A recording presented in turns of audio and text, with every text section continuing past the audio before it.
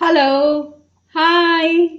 This is Nami back again for answering any questions related to Ayurveda and health. So, any of you who are online right now and who have come because of the event, please ask your questions and shoot away. I have no pre prepared agenda this time to share with you, and I'm going to keep this very open and see how that goes. I hope all of you are having a wonderful Thursday and looking forward to the weekend coming up very soon. So, I'm ready for questions.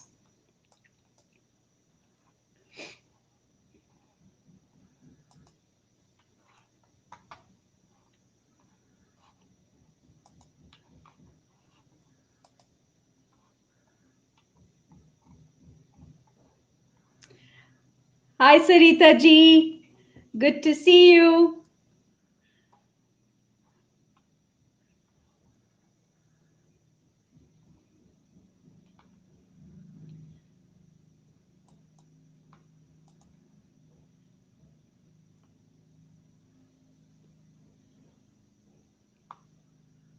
I hope you can hear me well and see me well.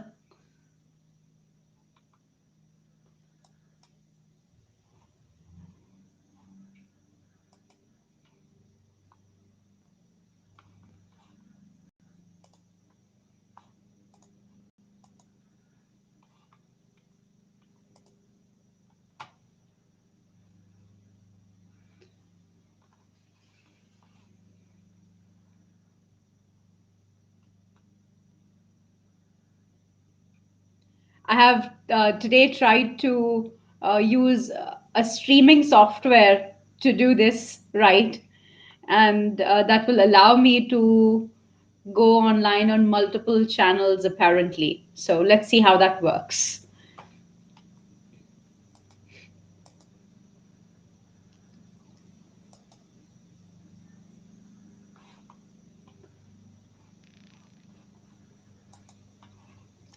Oh, excellent, Suchitra ji, Maria. Yeah, Maria. Messaging with Alexa is not supported on this device. You can use the Alexa app instead. Excellent. So Maria, this is better for joining for the health seeker events. I think that we should keep that I should be on a more social platform for the health seeker events, and then for our mentorship events for the Ayurvedic professional conversations, we can take it on Zoom.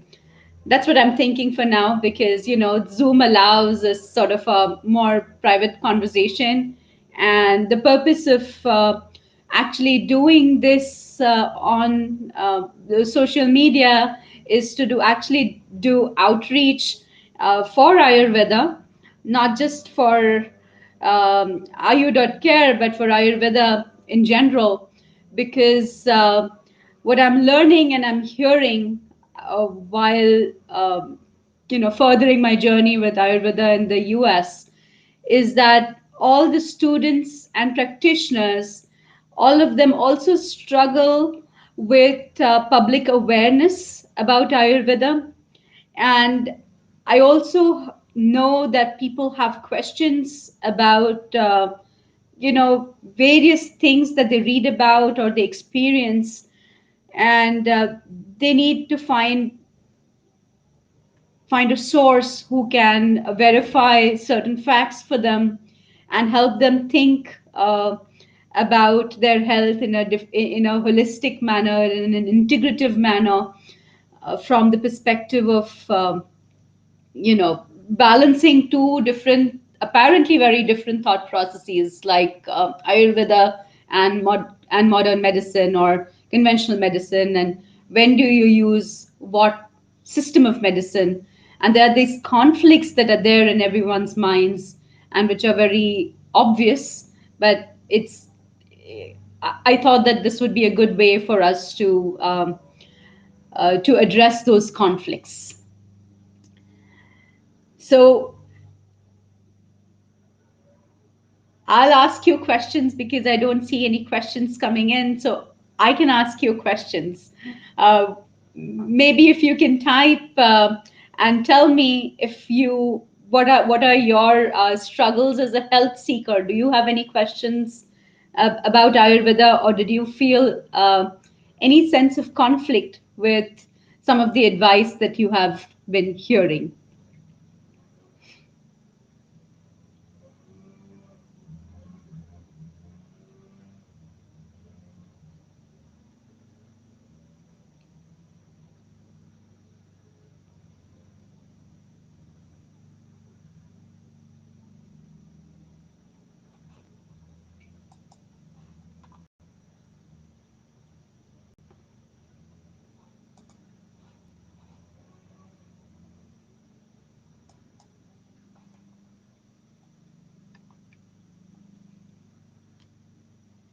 Thank you.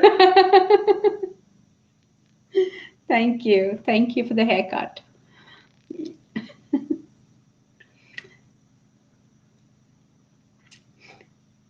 Yeah, I guess, these days everyone is jumping on to conversations and making conversations and all sorts of platforms. And I'm like, oh, I don't think anyone is doing anything else because they are jumping onto calls on Clubhouse and, you know, Clubhouse is this new gig right now. They've opened it up for Android as well. So Facebook Lives and all of those are considered a little bit more old school now. You have to keep adapting. I really feel for the young generation, and off late I have been seeing, many young kids, 16 to 22 years old kids, and the constant adaptation that they need to have, especially when their identities are just emerging. They don't know what to hold on to for the long run, and they have to just keep doing the same thing in a new way before knowing what they have to do. And it's quite a challenge being a teenager, I think, or a young adult,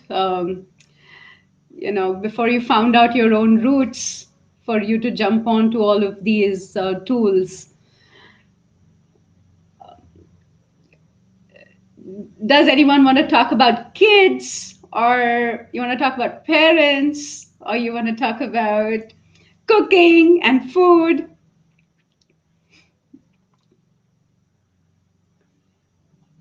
Suchitra says, I get confused when Vaidyas give contradictory advice. Oh yes, within Ayurveda itself there is contradiction, right? That is so true. That is so true. Yeah, I think that confusion within Ayurveda itself occurs uh, because of a couple of sources, right? One source is the assessment of the Vaidya of the situation. And the other is also that, when you meet two Vaidyas, you're often seeing them in different phases or different stages of the disease. So there are some aspects um, which are a little, the fine tuning within the condition. Those aspects they seem contradictory. And one of the ways to resolve it is truly going into uh, excellent quality assessment of the condition, and going into the gunas. And I feel that not many Vaidyas go into the gunas.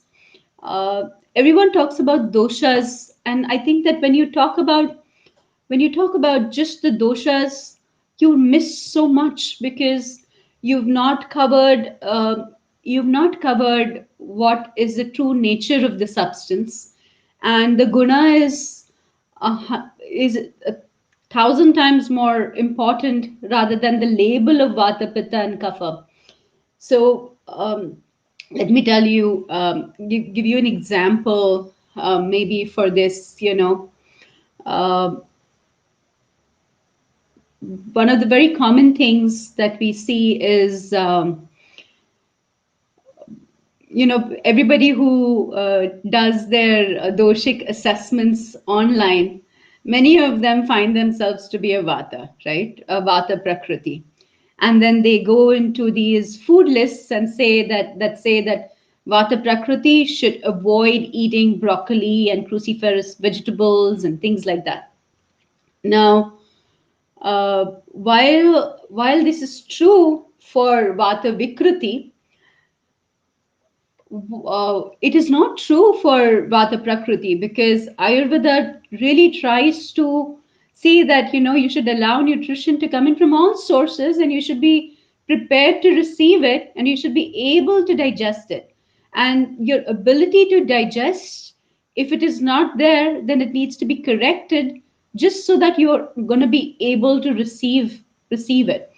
So what does this truly mean? This truly means that the most important part is the Agni and the Ama assessment. And Agni and Ama assessment, the responsibility of Agni and Ama assessment lies on both on the individual and the Vaidya. Okay, so that's one part that we need to hone extremely well to find a more lasting path to health. And the other part, Suchitra ji, is that Ayurveda itself, like Eastern philosophies, is constructed in a very open fashion, right? So it is not very directive, but it gives us, it's a guide. It's not do this, don't do this. So everybody then weaves in their experience, their expertise, their own sense of priorities to all of this. However, we do need to adapt this whole conversation a little bit more, because we have very new kind of foods and very different kind of nutritional behaviors and eating patterns that we observe, especially in the Western world, and now also in India. Lot of the way in which my parents brought us up, that's not the way my friends are bringing up their kids, and they have a completely different milieu that they are talking about. So the adaptation needs to be there. However, I see that whatever are the practice recommendations that are going out, they are going out from the dietary nutritional practices that existed about 20, 30 years ago, that were predominant in India, and those are the ones that were taught here, and they became predominant, and they got labeled as Ayurvedic nutrition. And the distinction between Ayurvedic nutrition and integrative Ayurvedic nutrition is just this openness to allow the other sources of information to come in and break down everything into gunas and match it according to the right Agni dosha state. And for whenever somebody is becoming an Ayurvedic practitioner, one of the key aspects that is taught when you actually go, Guru Shishya Parampara, when you go and sit with a Vaidya, they are only talking uh, about understanding the Agni and the Gunas, and that's what they're teaching. And that part is a little bit tricky, it's a little bit more difficult to teach in the formats that we are currently using for Ayurvedic education currently. But if we put our minds to it, we will be able to find a way out to bridge that gap. And once we bridge that gap, I also feel that it will become very intuitive and receptive, even for the younger generation, because the younger generation really requires reason and experience. They don't care about anything else. They don't care about what book says what. They don't care about which clinical study says what. They care about, okay, this is what you say, and this is what I experienced, and it happened, and therefore this matches, and therefore I you have my ears, and that has been the biggest shift that I notice in the clinic when people come initially, and especially the kids are brought by the parents and dragged by the parents, and they are sitting with their crossed hands, and they don't want to talk, they don't want to um, they're wondering what is this form of medicine that they're being subject to. And by the end of the conversation, we found out one or two things that they can work on, they can observe, and then they come back and they are ready for a reasonable conversation the next time. And that's the most amazing part that I see.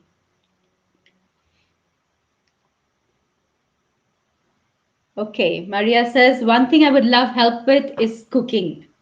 Some days cooking, like all the type of takras and yogurt things. There seem to be uh, various types and reasons to use them. Why do we wash the rice? Do you want cooking questions? Okay, we can do cooking questions. Of course, they are very important. And oils, is it really bad for applying oils that aren't heated first? Okay, Maria, thank you for that whole list of questions. So, okay,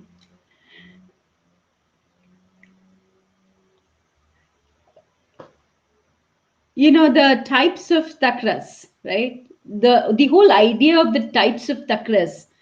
There are five types of takras for those who don't know, and they essentially have varying degrees of fat in it. So when you're making buttermilk, when you are having a whole fat buttermilk, that is considered to be also the heaviest form of the buttermilk, of takra or buttermilk, right? And when you reduce the quantity of fat, you have the different gradations that are available. And takra itself, so this is actually a great example to say that how are you going to nourish yourself, and which form of buttermilk will you use with what level of agni. Okay, and the level of agni that that allows us to digest the full fat buttermilk is different from an armor laden system. So when you have an armor laden system, you're not going to use the full fat buttermilk, but you use the fatless, butterless buttermilk, right? And that's what allows the digestion. It provides the probiotics, it allows the digestions, it allows amapachan, it allows reduction of vata and kapha, and it does agni vardhana, and it nourishes. So it is a very mild, gentle form of nourishment when the agni is so poor that it can't digest anything else. So I really love that format, and I use it for people who have uh, who of course have tons of armor, but they also have very less energy, but they need some form of nutrition to go through the day, and then you build it up gradually. And the reason for me to do all of these talks is also that because some of my clients, I really want to give them the understanding that once they go home, after 2 weeks after meeting me, you will see a difference in your Ama and Agni, and you need to make the adaptive changes. You can make the adaptive changes to your food. So you're not stuck eating the same thing. You have to then move on. But phase specific, what does your body want? That recognition is what I'm calling a life skill.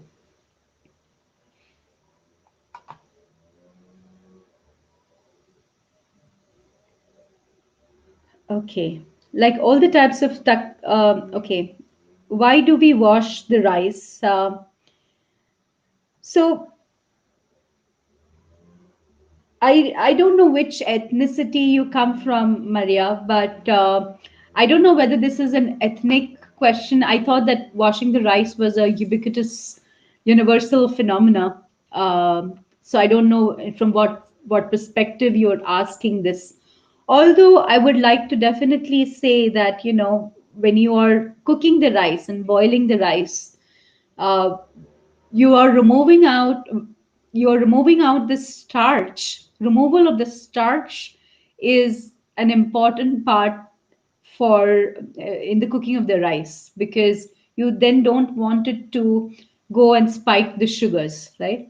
And this is of course true for people with normal agni, but people with less agni, you're only giving the water of the rice that has been washed, so you're actually giving them starch water when they don't have agni. Okay. So we also have different forms of cooking the rice itself, and in that we have, people wash the rice and then they put it in the pressure cooker. Okay, that's one form. When you do that, some of the starch is gone, but you know when the rice boils in the boiling water, it leaves even more of the simpler carbohydrates, and that that way you are actually making the rice lower in the glycemic index, and it does not spike the blood sugar that much. So that is a recommended form of cooking in lots of boiling water, such that there is enough room for the starch to get out, leave the grain, and go into the water. Okay.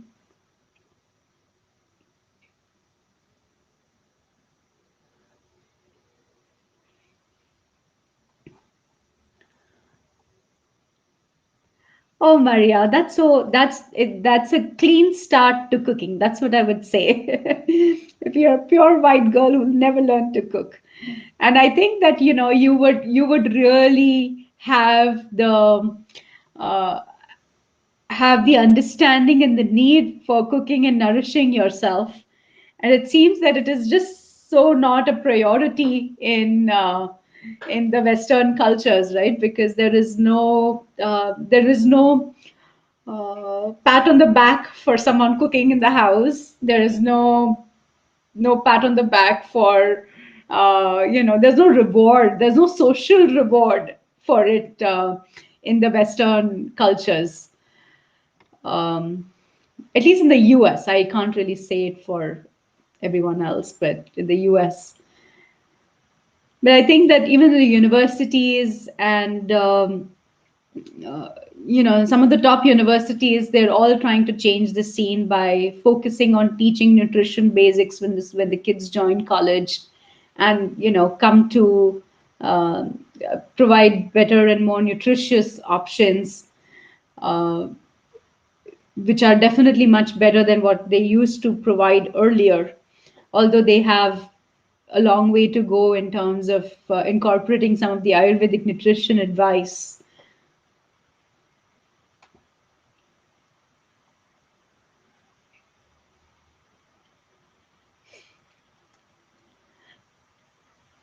Thank you, Maria. Okay. So Suchitra ji says, is it okay to take Ayurvedic formulations for a long time, like 10 years? Um, just a second.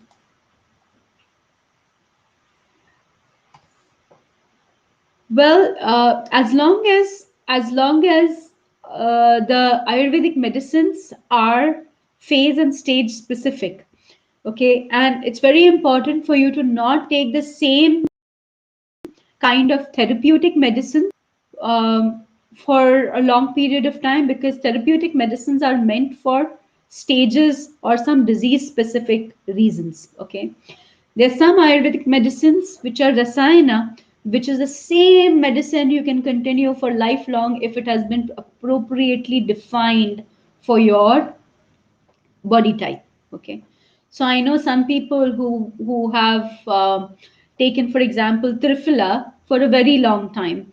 Although it would not be advisable for everybody to take triphala for a long time. Okay, uh, but triphala as a rasayana, not as a laxative. Triphala as a rasayana is different, and triphala as a laxative is different. Okay, Laxative, you need a different dosing. And Triphala as a rasayana, it it it helps to cleanse the cellular metabolism. It helps to remove uh, the oxidant damage. It helps to prevent the DNA damage. All of those things have been shown. It's great for the eyes. It's great for the hair. It's very good for liver. It's good for people with pitta and kapha prakriti, but it is not the best for long term for somebody with vata prakriti, for example. I would not give trifla on a regular basis to them, because it's cold and it is dry. Will only aggravate the dryness in the system over a period of time. So that is one. However, with the right anupan, even in a vata prakriti, they will be able to take it. So, trifla also, there are uh, different dosing that you can use of amalaki, haritaki, bibhitaki, and that different dosing allows you to balance the doshas appropriately. So sometimes when I'm suggesting trifla to people, I'm giving it with more haritaki, or sometimes with more amalaki, or I'm adding some black pepper to it, or I'm giving it with hot water, or I'm giving it with some um, you know, with pipli, sometimes often with pipli also, because pipli is warm and it is not, and it is snigdha. So it balances out the trifla pretty well. Okay.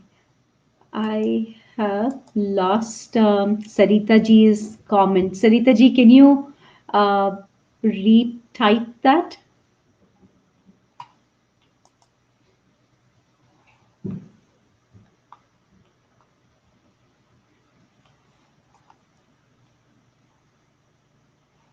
Hmm. Okay, I'll wait for Sarita ji to retype that. Is way up. I know. Somehow I'm only seeing 4 comments. I can't scroll back up. I wonder why. Okay, yeah, wait. See, type that. Oh, sorry.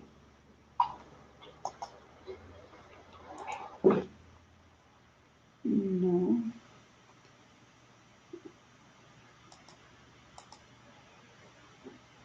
I know I missed a nice big question from you. Please retype that. Meanwhile, I'll take there's Tracy's question on YouTube. Okay, looks like YouTube link is working. And she says, as a health seeker, I find Ayurveda easy to understand and difficult to apply. Practical application of things such as Dincharya are difficult. Thank you for saying that, Tracy. Absolutely, I totally agree with you. It's it's very easy to say that I must take rest and that I must eat good food and that I must sit down nicely with all 3 meals and that I must think about, the spicing and my doshas. It's so much easier said than done, right? And that's the part that we need to resolve, because there are ways in which we can do certain fundamental things which are then run on autopilot, and then we can weave in more and more if we are inclined. But we have to understand our own body and our own mind to understand that why would I want to think about all of these minutiae details of cold and dry and hot and lubricated and all of that? Why would I need to think about it if I am running well, if my Agni is well, if I'm eating and living my life respectfully for my body? Then the need to understand all of these imbalances on a day to day basis will not come up, right? So, if this need does not come up, how do we orient our lives such that this need does not come up? So, what are the sutras for that? What is the focus for that? And the focus for that I have come to realize is that is is our understanding of how energy is generated and used within our body system, in within our bodies, for us as individuals, what is energizing and what is depleting, what input I can stomach, I can digest, I can fathom, and what input I cannot. That awareness of the self, that awareness of the self is something that is very easy for us to begin mindfully implementing. And I always feel that we can use the ideas of Ayurvedic nutrition and some of the high level principles that we begin implementing mindfully, just because that will allow our mind to come back to our body 3 times in a day or 2 times in a day, or we'll be thinking about the next step, right? So how do we get our mind and our you know uh, emotional spiritual energy to also begin respecting our physical frame? That's how you begin using Ayurveda for, because if you don't do that, then this mental energy is taking us off in very different directions, and then our body is going to cry, it's going to fall apart, and it is going to start making all sorts of noises. And if you're resilient and if you have a lot of will, you'll be able to endure and pull along for more years. But things do catch up, and we've seen enough examples to see that things catch up. So what does that mean? Means that we have to focus on um, our day to day. And dinacharya is not getting up at 4 o'clock in the morning and doing 1 hour meditation, then doing the yoga, then doing 1 hour walk, then doing your abhyanga, then doing this, then you're sipping your tea and meditating and journaling. We have a life to live, and we have thousand things to do. Within all of this, we need to identify the key aspects of this teaching that are going to work for us, that are going to um, allow a long term uh, steady release of energy while maintaining our body frames, while maintaining our gut health, while allowing our mind to take us in the direction that is fulfilling for our own purpose. Okay. And I know that these things sometimes sound like big words, but it is very possible for us to switch this gear and use the key principles. Okay. And the key principles are: begin with recognition of ama in our system. And ama recognition is not just for gut, but it is also for the mind. So, Tracy, let me know whether that resonates.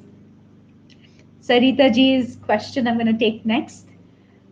I do have a conflict with assessing the quality of Ayurvedic medicine. How does one gauge the purity of herbs and formulations? For example, the first adage in any medicine is to do no harm, but are we doing more harm by consuming formulations that may well be contaminated?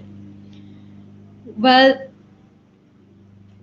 yes, it's a very, very important question, Sarita ji. And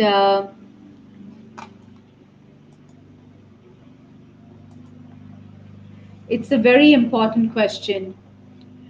I also feel that, I'm just add to your question one more layer to that is also the consumption of needless formulations, right? Even if they're very good quality formulations, but you do see that it is a very productive driven health market, and we see uh, people also want to sometimes rely on products to fix the problem because it's too much to do the self awareness thing. right? It is too much to change lifestyle. It is too much to change the diet and the nutrition for many people, and they would rather just get a pill to fix it.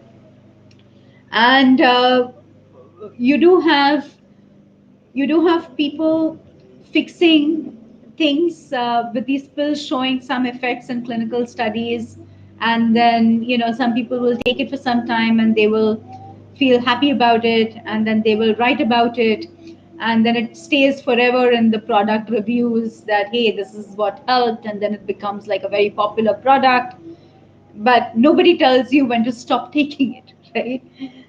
There is no end, there is no stop to these supplements and the nutraceuticals and things like that. So that's one part that we do need to also consider. Now, coming back to your question about purity, nowadays, in the last 10 years, I think the regulatory scene in both India and the US has become so stringent and careful, and everybody needs to pass, at least the big market, big companies, they need to pass those criteria and those regulatory checks to know to sell the products. So that's one layer of security, and I understand, we know that so many things fall between the cracks, and we can't really tell from a batch to batch variance, uh, sourcing variance also, um, how things are playing out, especially with Ayurvedic medicines, where not everything is farm cultivation. Although now more and more increasingly it is farm cultivation, it is not that much wild collections. But earlier we would have more reliance on the wild collections, and there would also be adulterations and substitutions.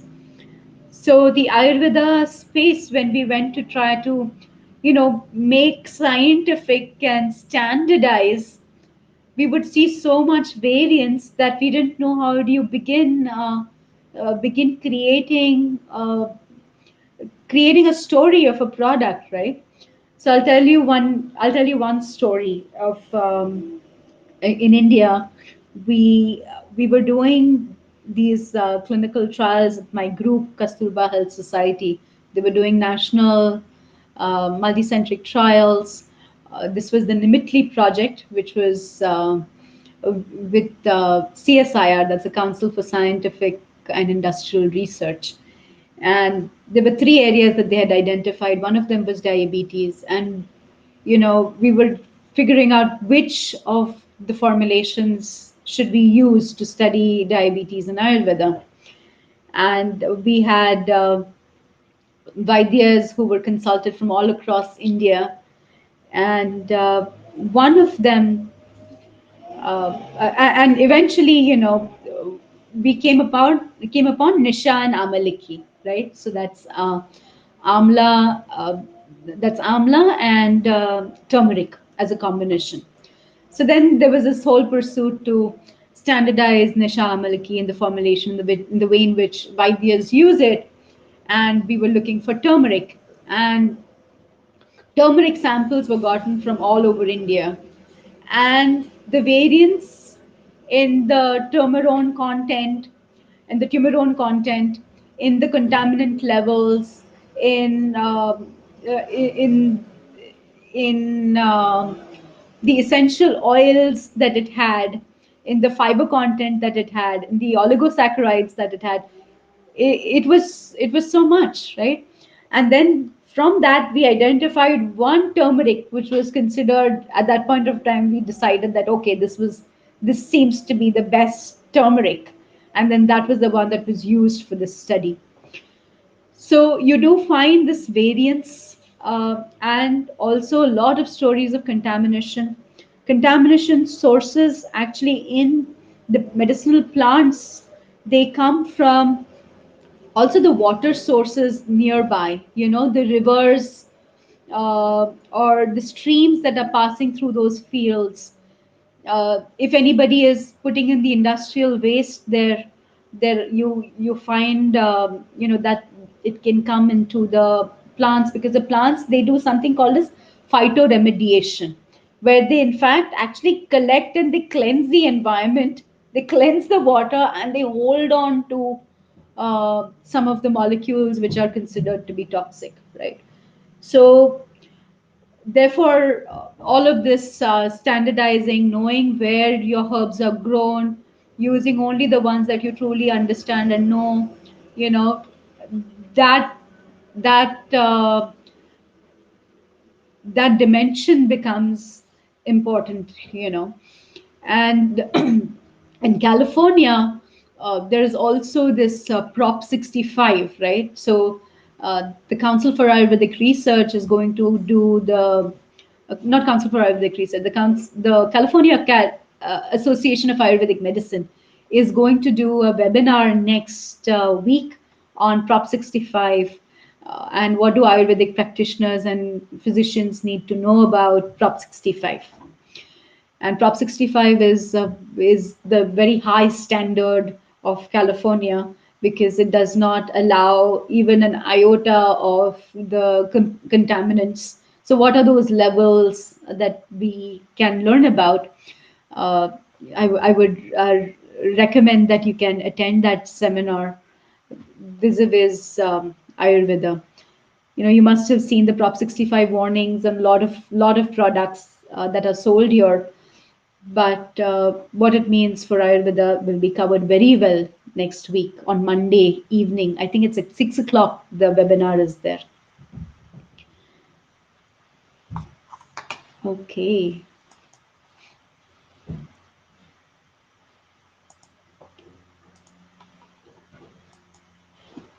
Okay, Tracy's asked some more questions. She says that it resonates, my response to her question on how do you know, make Ayurvedic lifestyle practical. And one thing that's helped me is your exercise to analyze what depletes us and energizes us, and how we work towards that optimal energy. That's great, Tracy. That's great. Everything else is details. And if we prioritize too many other details, it can again deplete us, because we don't want to spend too much time over nurturing ourselves either. We have other things to do in life, and rightly so. So we need to set up some systems which are on autopilot.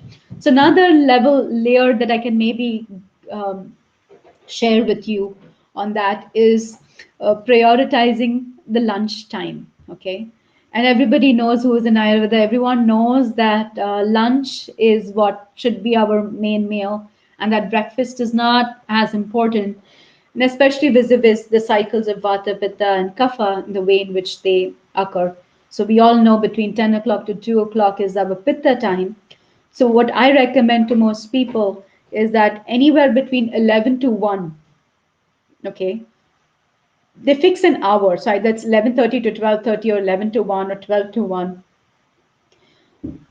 When they say that, okay, within that 1 hour, I'm going to have my lunch wherever I am. And your lunchtime can just be a 20-minute lunch break, but then it is in that 1 hour I am going to show up hungry.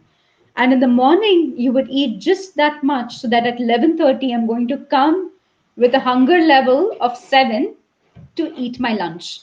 And my lunch would be well prepared earlier. Okay. A well prepared, nice, balanced meal, that a level 7 hunger for me in my phenotype, with my comorbidities, or my conditions, or my tendencies, I have prepared that, and I have kept that right for me. Okay. So this is one of the ways in which we can do it. And this food does not need to be different for different people in the household. Okay. So you don't stop preparing. You will not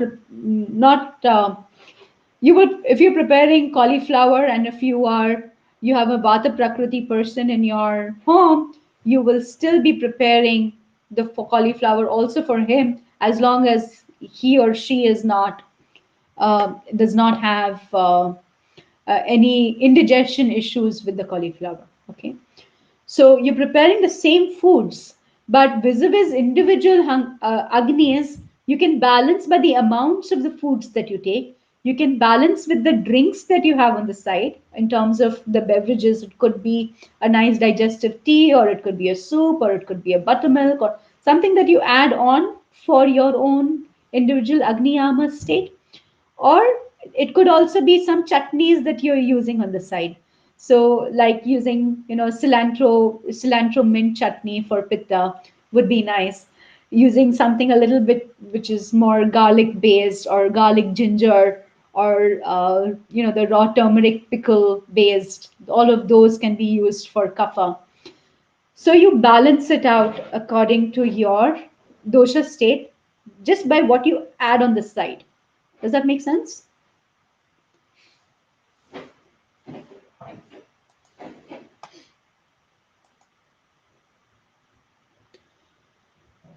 Are there any use cases in which long-term use of herbs and medications are indicated?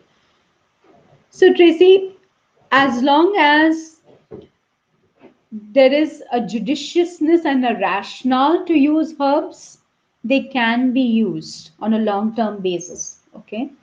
So even herbo minerals and herbo, you know, so especially like chronic disease, right? For example, if you have diabetes, and diabetes can be controlled, but the tendency tends to remain. So the rasayana herbs for diabetes can be taken lifelong. So, for example, the nishamalaki example that I gave you, which is amla and turmeric, it can be taken lifelong. However, if you're saying that I'm going to use a herb called as gudmar, okay, for diabetes, gudmar for diabetes is not a rasayana. Gudmar for diabetes is a therapeutic corrective agent.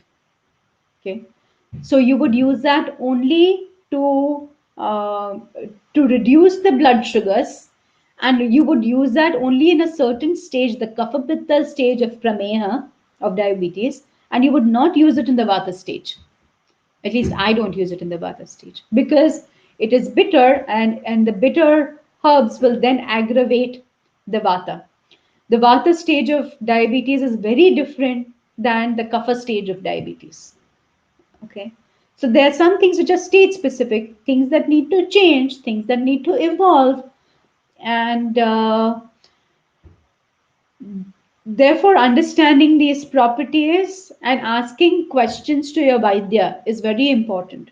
We should not blindly trust anybody. Not that you should trust your Vaidya, but you should question them, right? And any Vaidya should be open to answering questions about why did you choose that.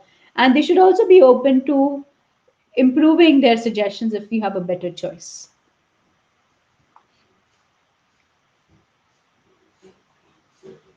Okay.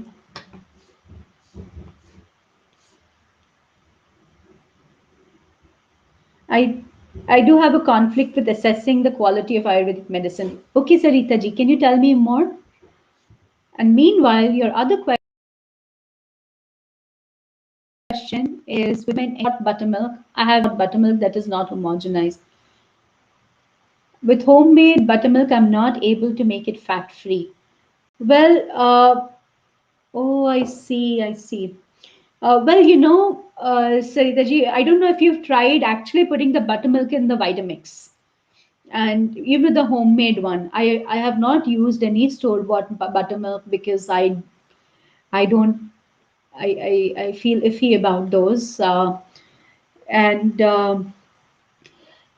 if you sort of put it in the Vitamix, there is the speed with which the fat can come out, that you need the Vitamix horsepower to remove it out sometimes, especially if at all the fat particles are very small. But if you actually make the buttermilk from the cream top buttermilk, like the Alexander milk that's available in California, or Strauss maybe, uh, it should be more easy to remove the fat. Okay, have you used any of those brands and found it difficult?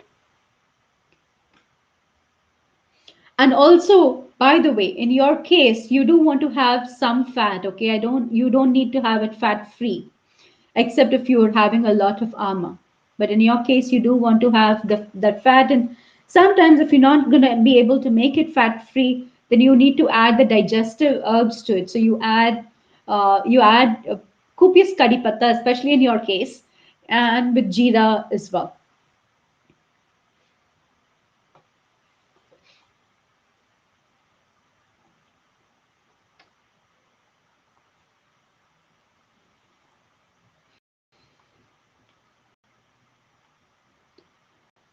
Okay.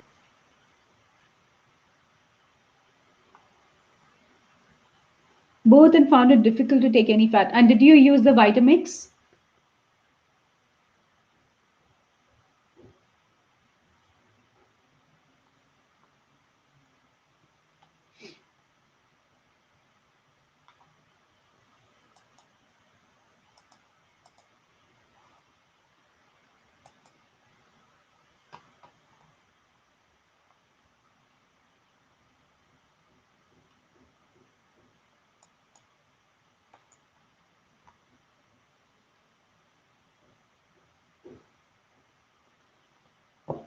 So, so Suchitra ji, when you dilute the buttermilk, you're just adding water, right? And then water is not the nourishing bit. The nourishment is going to come from the other nutrients, which are the carbohydrate, protein, and the fats in the buttermilk. So when you're diluting it, you're just making it watery. So that's not going to reduce the fat. You're going to just fill yourself up with water. And that's not the point because you actually want more nourishment rather than just add the water. Okay. Okay. I'm going to try Sarita ji and I'll let you know.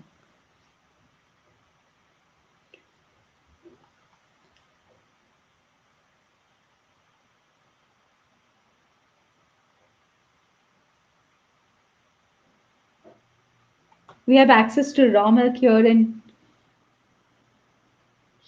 UT. I will try making takra with that. Okay. Okay, Maria. Do that.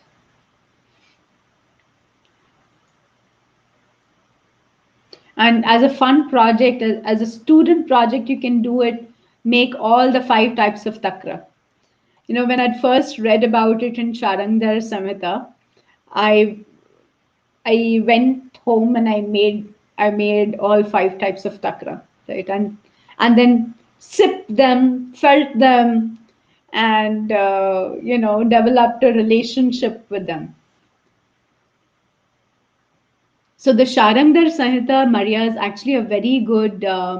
It's a very good um text for Ayurvedic formulation making, and it has many nutritional recipes also. Okay. And the other one that I would suggest that all Ayurvedic practitioners should know about are the sequence that you make post panchakarma that is suggested. How do you increase the agni after panchakarma?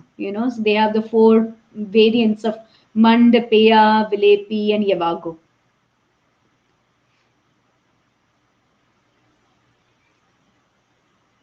Oh, okay.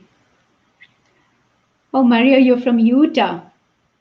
That's good to know. Are you in Salt Lake City?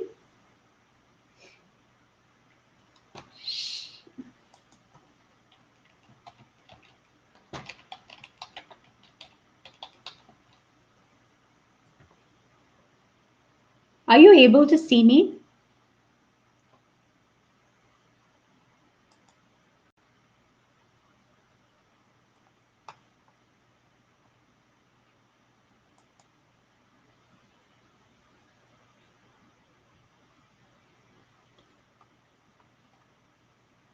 Okay, so with that, we are at the end of the hour, and let's take let's remember that we're gonna meet every month at this time, one Thursday a month. for health seeker questions. And the other Thursday I have kept reserved for mentorship and for Ayurvedic professionals. Okay, and in that space also, how are we going to develop our practice further? What are the questions we have? What tools we need? We will talk about that. We'll bond there. And I request the Ayurvedic practitioners to please, fill out the forms that I've created for the community building, and we can all get to know each other, and we can also over Zoom have a mingling kind of a session, and we can introduce each other, uh, uh, and know who is doing what where, and we can support each other in the journey. With Ayurveda, once you're in it lifelong. So these are the bonds, and this is the family that we build together. And I'm so happy to have all of you with me in this. And thank you so much for joining live and asking all your amazing questions. And take care, and see you around. Bye.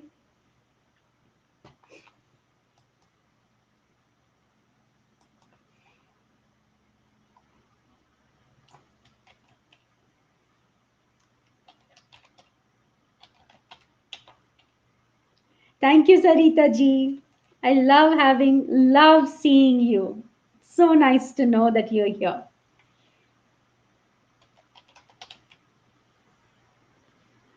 Maria, I typed Sharangdar Sanhita. You saw that.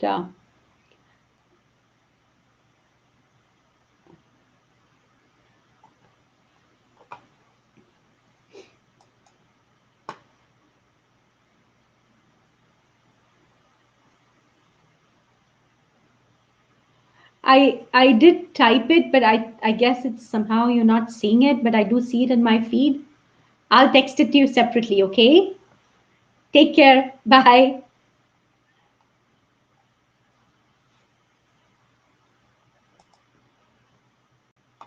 Bye, Tracy.